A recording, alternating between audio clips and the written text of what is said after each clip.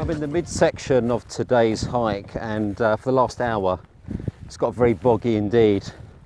It's quite tiring really, all this bogginess. It's very soft underfoot, and I just found that my mind was wandering off. I'm just like zoning out, and I'm just thinking about all sorts of random stuff. And then my mind turned to Tinder, and I was thinking about the poor people of Greenland. You know, if they're on Tinder, there's like 50,000 people living on this island, so it's the biggest island in the world. Not met a single Greenlander except at Kangaluska Airport. Go on Tinder, nobody bleeding there, is there?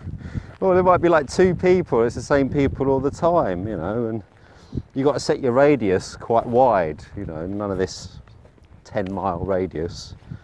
You know, you probably just get a couple of reindeer and an Arctic fox in that kind of perimeter.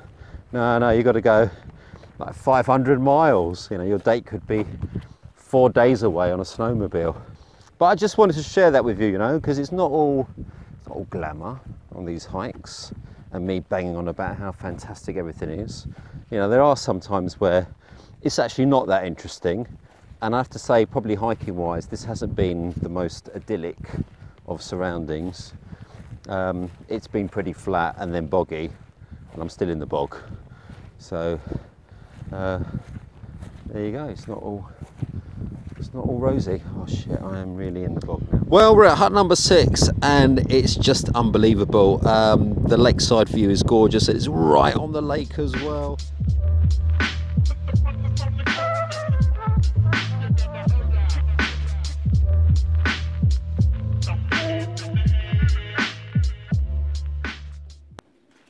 Well, just when you thought the feast had finished, it continues. And oh, does it continue big time? Pancakes!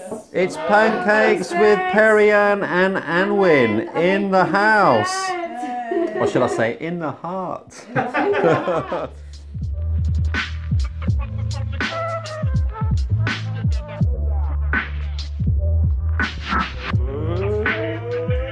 Yay!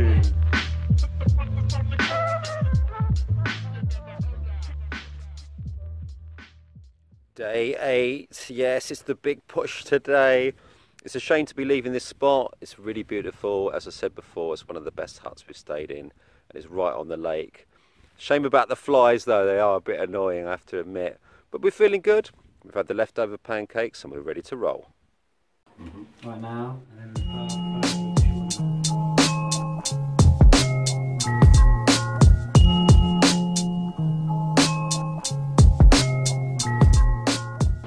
This is so cool right now. We've just hit a river and we've had to ford it twice. Once over from the left, round to the right hand side, come downstream and then jump back across. I do love my obstacles.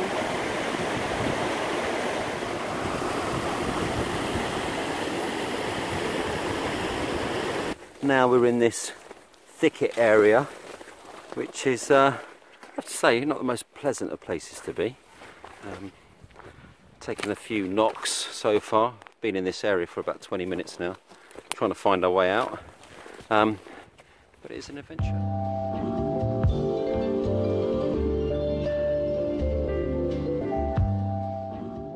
I'm currently walking in a very pretty valley at the moment. I'm just going to show you what it looks like. Looks a little bit like Switzerland maybe, or something like out of The Hobbit. Incredibly green, and in fact it's just made me think, you know, about this question: why is Greenland called Greenland? There's hardly any green in it, and 85%, according to Wikipedia, 85% is ice caps. So legend has it that Eric the Red, famous Viking about 1,000 years ago, murdered somebody in Iceland, and Icelandic people weren't too happy about that. So he fled, he went westwards, and he found this huge island, which was obviously very icy, very hostile, but I think it was a bit lonely. So wanted to convince his family and friends, according to legend, that it was actually a really lovely place, a bit of a paradise. So they came up with the name Greenland. Well done, Eric, because it was worked.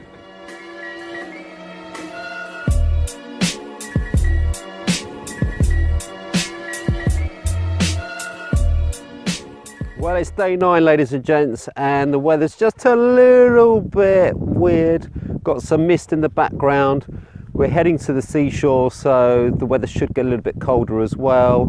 Will we smash it today? What do you think, guys? 26 Ks? Okay, there's 1.5 cheers in the background out of 3.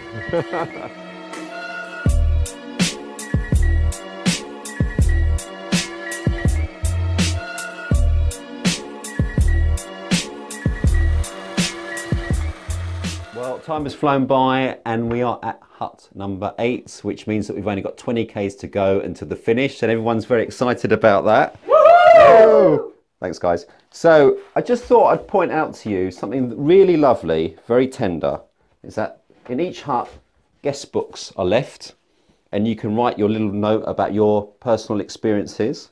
But also it's really helpful, because we're in a group, and some of the group have actually gone on ahead of us, that they've written little notes for us, and they've told us about leaving food or their personal experiences as well. So some of it is really quite touching.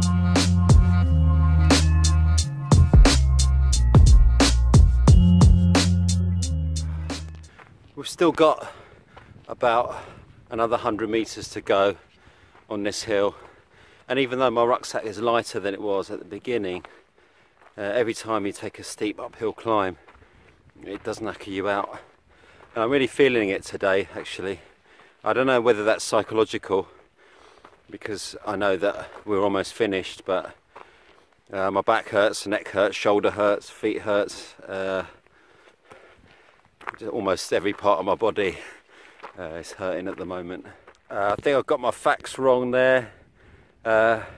Certainly wasn't 100 meters to go, it was more like 200. I've still got a little bit more left. I'm absolutely shattered. And just when you think you've done it, there's another ridge to go. And another ridge, even bigger than the last one. Yes, just hit the plateau right now, and suddenly not feeling any aches and pains at all. Feeling like John Travolta from Saturday Night Fever, got the strut going on and everything. I tell you, what a difference it makes, you know. It's all in the head. Feeling it in the knees, feeling it in the shoulders, feeling it on the waist, feeling it everywhere, you know, and then suddenly that wash, fresh air on the plateau, walking through, suddenly going 5 times quicker than I was on the incline. Rucksack doesn't weigh anything now, light as a feather.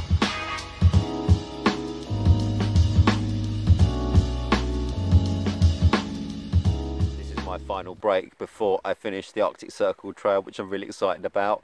But it's an opportunity also to reflect on some difficulties that I've had. Most of them I've caused myself. For starters, I missed the flight from London to Copenhagen because I turned up at the wrong airport.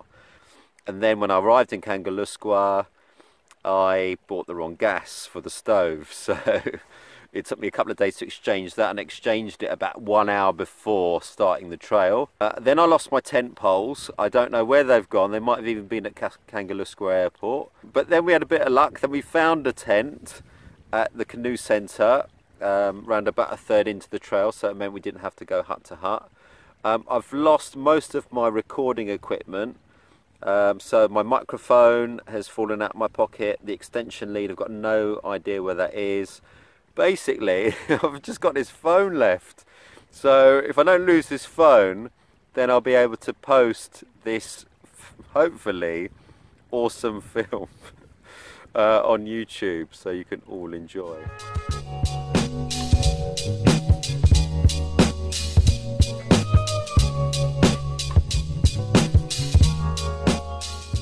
Okay, we're in Sisima, which means it's the end of the Arctic Circle Trail, everyone! We've done it! We have done it! It's freezing here! It is freezing, and we're not used to this kind of weather, are we, really? We're like sunny every day. A bit of drizzle, a bit of rain. A bit of drizzle, a bit of rain, but It's all done and dusted. It's been such an amazing adventure. So here we are, guys, the day after the end of an epic hike, and we're here celebrating in the bakery, putting on the calories, and we absolutely deserve it because it's been an immense experience, and it's time to just let our hair down, or in my case, my grey hair down, and just enjoy this special moment. You with me? Yeah! Good.